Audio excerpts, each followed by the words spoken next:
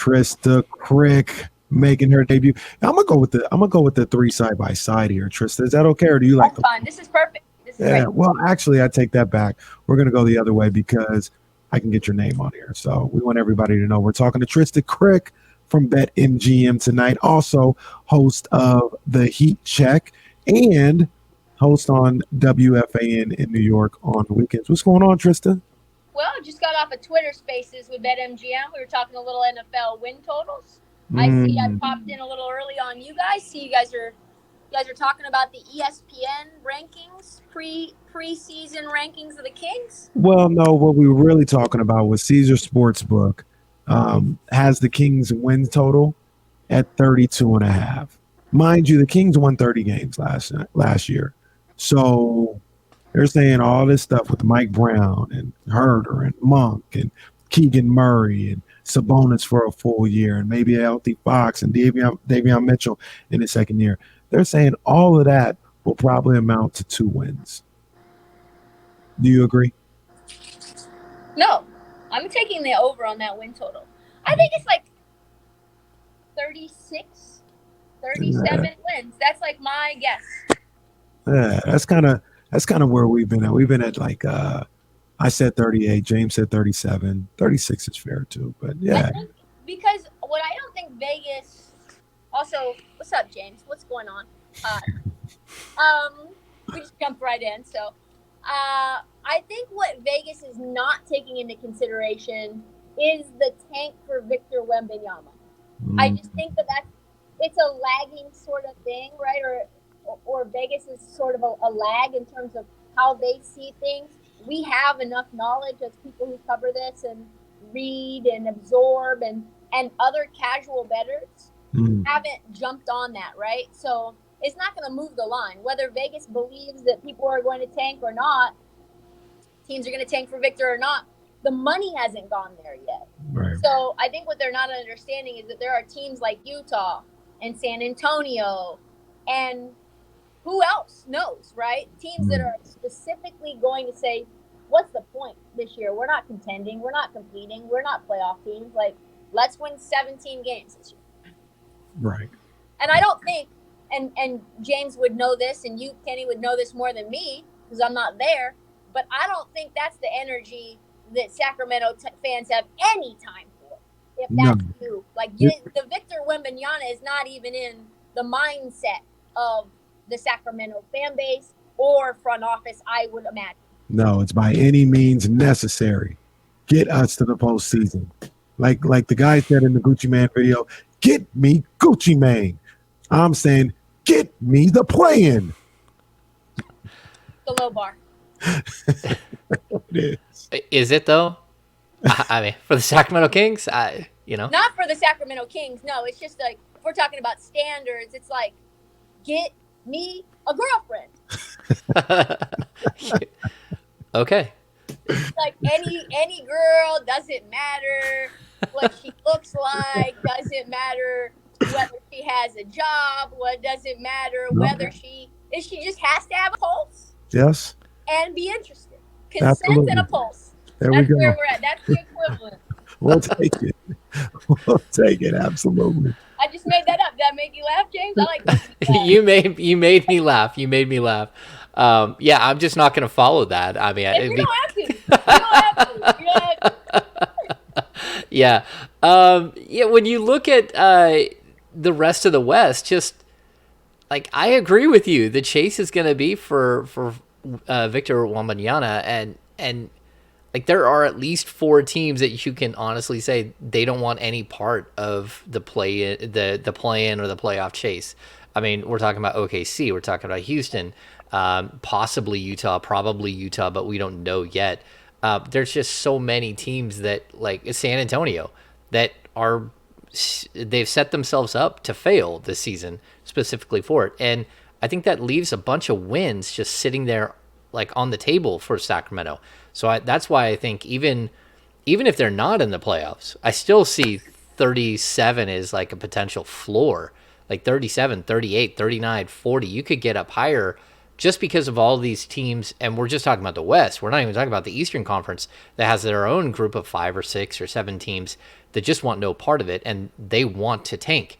And so I agree with your Victor Wembanyama or Scoot Henderson idea, because the top 2 or 3 of this draft are really, really good. Yeah, and I think on top of that, you're just talking about like an increase in depth in the West, right? I think Minnesota is a top 6 team this year. I think that the Pelicans could be a top 6 team this year. Even without Jaren Jackson, Memphis is still really dangerous. I think bringing back Tyus Jones is super underrated. Like, the West is stacked. Even if you don't make the playoffs, I still think, you're talking about it could be 45, 47 wins, and the Clippers are now back, right? They're fully healthy. So not only are the teams that we've been seeing outside the Utah Jazz, I think everyone who was in the mix last year is still in the mix, on top of some new teams as well. So it's going to be really, really interesting. And that's why I said this to you, Kenny, last week, is I think that leaves the Lakers as the odd man out. I don't think that there's any scenario outside of getting Kyrie Irving where they make the playoffs, just because of how many teams are so good in the West. Yeah, I feel you. First of all, I had another question I wanted to ask you, but let me ask you this one first. Where are you at? Look like you're in the Hamptons, really, to be honest with you. This is my patio. Oh, it's looking very luxurious. Yeah, it's just I'm outside. It's a nice day in DC. It's rained every day for the last 3 weeks. Yeah. Today it doesn't appear to be a monsoon. Does it sound loud? Do I need no, to go I'm just it just sounds like a vibe. It looks like a vibe as well. So I was like, where is Trysta? It looked like you were in the Hamptons. I didn't know. I wish, but no. All right. But you talk about the Lakers and getting Kyrie and all this other stuff. KD, I don't think we talked. Yeah, we met with Joe Tsai and basically said it's the front office and Nash or me, and somehow Kyrie got lumped in there. But he said or me, and I don't know. Joe Tsai had the tweet where he was like, "I stand with my front office and things that I support them," or whatever he said. But at the end of the day, if that really is the case, if I was Joe Tsai, I'd be calling for a U-Haul for Steve Nash and what's my name? Sean Marks. I'd be like, you guys got to go. You guys understand? Like my man Nino Brown said, it's business, never personal. Yeah, the thing that we kind of need to keep in mind is that number one, the relationship. I don't know what you and Damien's this is, but when Joe Tsai's not able to go to a meeting, we got Sean Marks as the alternate governor. He gets to sign off on things. He gets his own. He has complete trust of Joe Tsai to make decisions when Joe Tsai's not there. There's no shock that a relationship with a bond that strong and a business relationship that strong that Joe Tsai ever says, okay. I think it takes a lot for that relationship to sever, especially when there's no loyalty really with Kevin Durant. He's leaving before his new extension even starts. So I don't really trust you. Second of all, you talk about just the interesting element of it, which is the gamesmanship between Adrian Wojnarowski and ESPN, right? They held that story. We didn't see the ultimatum. I don't know if you guys noticed this, but there were all the articles, all the TV shows covering the ultimatum, not ESPN, because the closest relationship in terms of Woj and his sourcing, he's close with the GMs, and almost the closest with Sean Marks. Right. So Sean Marks trying to do exactly what basically you intimated, Kenny, which is let me suppress this in the news so that there's not a groundswell of people just like you, Kenny, who's talking about Nino Brown references. As little amount of Nino Brown references as possible in the mainstream media, the better it is for Sean Marks and his job security. Because we don't want there to be this whole overarching media and WFAN callers and being like, get rid of them. If that's what it takes to keep KD, then let's get rid of them now. We'll get them out of Dodge for you. Sean Marks is like, yo, stop, squash that. So ESPN didn't put anything out until the tweet that Joe Tsai put out of that, hey, we stand by our guys. We're going to do what's in the best interest of the Brooklyn Nets, which I thought was absolutely fascinating, and I think the level of the curtain on Woj over the last 18 months maybe is peeling back, where I think it's becoming mainstream that he is. And I like Woj. There's nothing against Woj.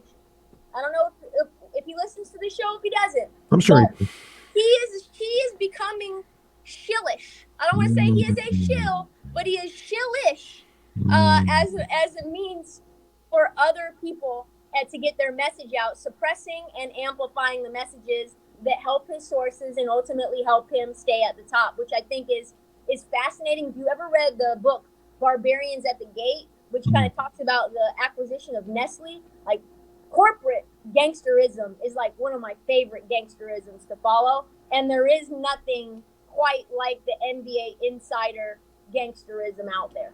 Yeah, Ethan Strauss has made it his personal like message to go and tell the story of that messaging of how Woj has become Woj, which I think is really intriguing to watch the behind the scenes, and the PowerPoint presentation that he sends to general managers and that he sends to agents, like expressing to them how he gets his message out there and how much bigger his platform is, his voice is than anyone else in the industry.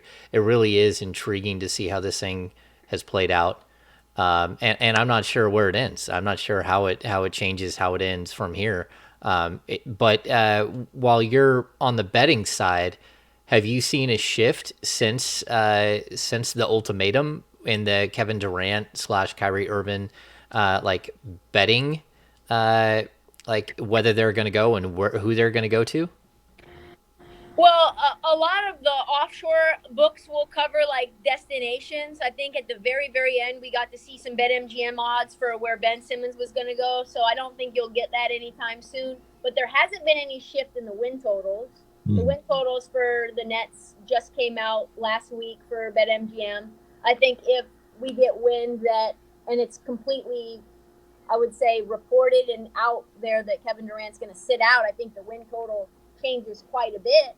But then you say to yourself, well, there's a lot of factors in terms of, well, if we know that they moved Kevin Durant prior to the deadline and we say, okay, well, you have to factor in whether they'll do that now or later, then whatever the deal is that they're going to get for him, considering what Sean Marks wants, which is like Tatum and Brown, it's going to be a haul. And so the win total will be met anyway, right? I wouldn't take them to win it all.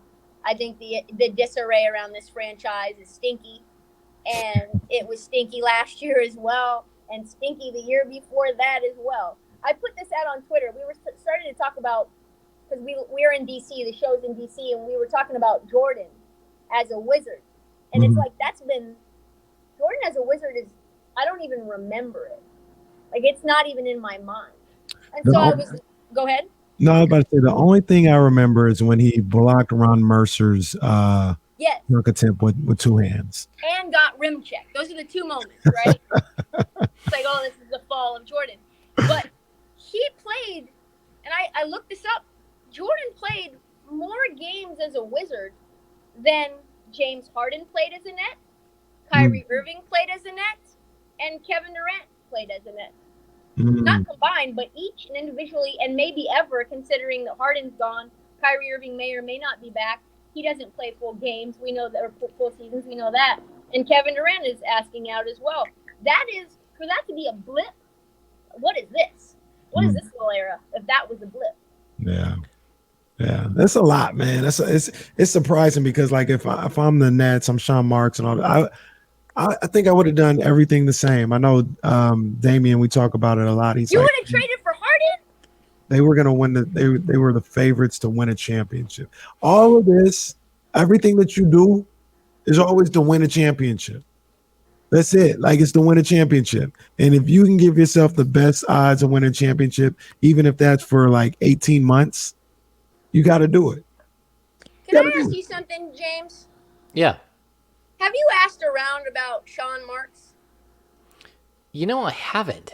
I don't know why. I mean, it's we're deep in the off season, and it wouldn't be something that would normally come up. Yeah, I mean, he's a guy who came through the Spurs system, so and I do have some ties that I could call and check it out. I'm just intrigued. I'm intrigued by the way the whole thing is played out, and yeah, I don't know him well enough to like make a judgment. I don't know him either. I would really be interested if you ever get a chance to just like the very simple question is, is in your estimation Sean Marks an elite GM? Joe Tsai thinks that Sean Marks is the best GM in basketball. That is obviously not true. Where he is in the ranking, I don't know. I asked a couple of people who are agents and former agents that are on the executive side now, and I said, is Sean Marks a good GM? And that was coming from a place of curiosity because I don't know. And they were like, well, he knows the cap really well, and he's got great relationships around the league. And I'm like, well, that's not really my question, though. Right. Like, well, it depends on, what things you value in a GM. Right. And so to me, that answer spoke volumes that there was not like he's really good. He's one of the top.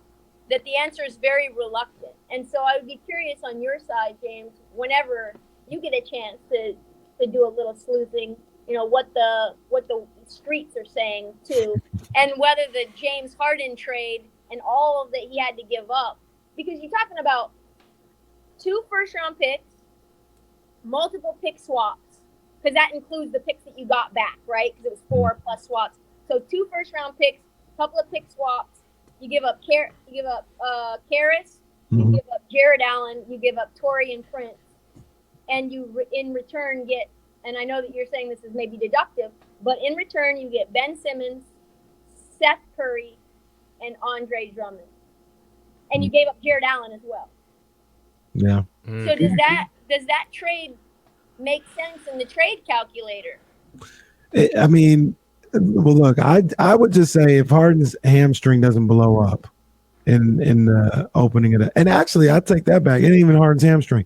If Kyrie doesn't roll his ankle to Bolivian, as Mike Tyson once said, they're probably winning an NBA championship that year, and everything is forgiven.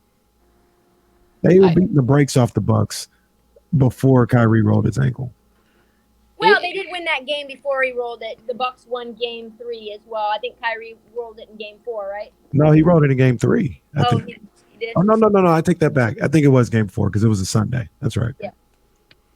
Wow. It's an interesting case study because it's a team with a lot of money, a lot of draw, and they've been able to put some things together. I thought before he went full super team, I thought he did a really good job of actually building out a roster. Well, that's why I was so encouraged and impressed by the direction. Yeah. Wow. Interesting. Yeah, it's definitely a good question to ask. And I mean, we have to see how it plays out. I mean, does he get something done, or does this ruin another season for them, in Brooklyn? Wow. Trysta, I need more time. I have to save it for next week because I need more information and more time about your music career with Lil Zane. I did not know you were rapping with Lil Zane, and that changes everything. You guys I listened to the critical feedback on the track. I loved it. I loved that you guys were rocking with me. I don't know if James heard the track, how that affects. I would play it. I don't have it on my soundboard as I would play it. That's going to be your intro music. It's supposed to be your intro, but I don't have it on my soundboard. So I got to. Can we be honest for a second? I think James was a little suspect of me the very first time we did this. I think he was like, "What is this girl doing?" Oh no, you crack me up. I love having you on. You're a breath of fresh air. You're an absolute hoot. So no questions here. But it was I think early on it was like the very first time I was like, what? Is she serious? Is this girl serious? I don't know how the emergence of fate and fame helps the calculation. Fate and fame. I told them, I said, you heard it. I said, you had a little, I know it was probably inspired, but you had a little Charlie Baltimore in you. Was sure. you a Charlie Baltimore?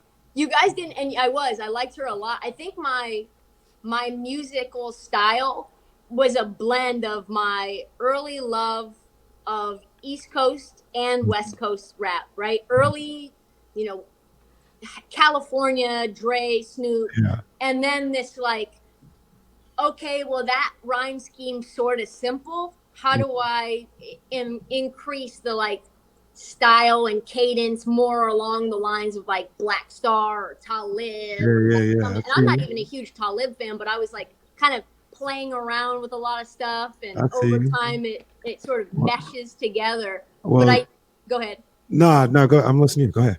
But I did listen to the podcast that you guys did with Deuce and Mo. Mm-hmm. And I just want to say there was like my upbringing is like a combination of yours and Damien's and Deuce's. So we'll have to talk about it another time. Absolutely. But I'll just say it was like really interesting being like, oh yeah, that's what happened to me, and that's what happened to me as well. So yeah, we got to talk about that for sure. We got Trysta next week. We definitely got to talk about it. It's going to be the audio version of Behind the Music when we talk about Fate and Fame, aka Trysta and Lil Zane. We're talking, and James will be here too, right? Because Damien's going to be in New York. Yeah. For the next 2 weeks. So absolutely. I'm saving playettes for when he returns. Let's go. I'm saving the second song. You know what we could do though is play if we're gonna get deep and get a little like, if you want to get lyrically deep into my upbringing, I'll give you guys a very serious track and we can go deep into that lyric. Well, you already know that's since you brought it up, it has to happen. Like that's just what it is. It has to happen. Done. All right, Trysta, Krick. BetMGM tonight. The heat check. Also, James, we gotta get on. You said there's like a off the record or something. There's like a thing. Hey, the streets are calling for it. The streets are really calling for it. The streets are. I'm ready when you are, James. James is afraid I'm gonna get him fired from something. You can come on the podcast first, and then we'll figure out. Because I don't know, it's just off the record with a couple of drinks in her. I'm not sure what that looks like. Listen, James, this is me all the time. So I am sober. I don't do drugs. Oh no, I don't drink. I don't even do caffeine. This is just like me all the time. Oh, all right. Scary. I know it's scary. We always love it, man. Can't wait to hear from you next week. Appreciate you. Appreciate